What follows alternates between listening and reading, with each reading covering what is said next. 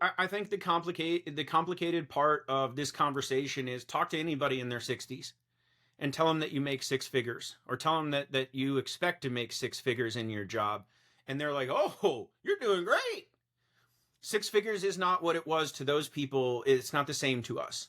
Right. And that's a whole different topic. And I'm not an economist and whatever. Um, but sure, tax the rich, right? And that's an easy thing. Whenever we talk about there not being enough money in any program, that's the answer that comes up. But again, we need to go back to how is Social Security funded, and it's not these rich people just not paying tax. Like that's not what's happening. So it's payroll tax up to a certain amount. And if you're on payroll, you're probably not making $50 billion a year of salary, right? It's salaried wages that gets taxed, or self-employed wages that gets taxed. And it's at 8% roughly that you contribute and 8% that your employer contributes. It's not like there's this big loophole that people are avoiding.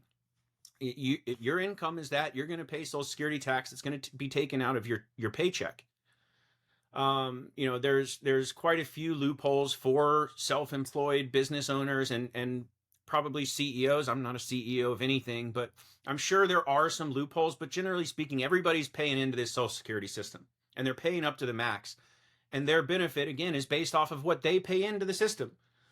Um, maybe somebody can enlighten us in the comments. If you want to raise the cap, what do you do with the benefit structure? And how does that not just go back to the person who paid it in? Because it's based off their 35 highest years, what they get paid. So tax the rich, I don't know. It doesn't resonate with me. Again, kind of going back to the original point, you say six figures to somebody in their 60s and they think that you're living lavish and you're the guy who was at the country club in their age group, but not in ours. Look, it just doesn't mean the same. It doesn't get you the same amount of goods, and that's what inflation does. Obviously, I'm smart enough to know that.